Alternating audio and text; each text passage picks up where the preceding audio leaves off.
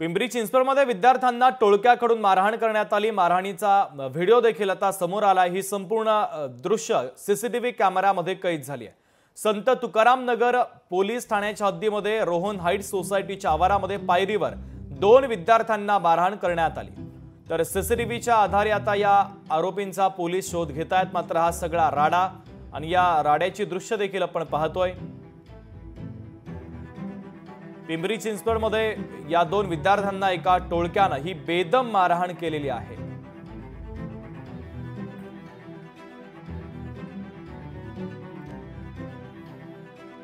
तुफान असा हा सगळा राडा आहे। 2 विद्यार्थ्यांना बेदम मारहाण करण्यात आली। संपूर्ण घटना सीसीटीव्ही कॅमेऱ्यामध्ये कैद झालेली आहे। मात्र या मारहाणीचं कारण नेमकं काय आहे हे अद्यापर्यंत आपल्याला कळू शकले नाही। मात्र पोलिसांनी या संपूर्ण घटनेचा तपास आता सुरू केलेला आहे।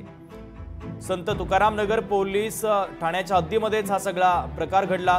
रोहन हाइट्स सोसायटीच्या आवारामध्ये पायरीवर 2 विद्यार्थी बसले होते। अचानक हे टोळकं तिथे आलं आणि त्यांना मारहाण केलेली आहे।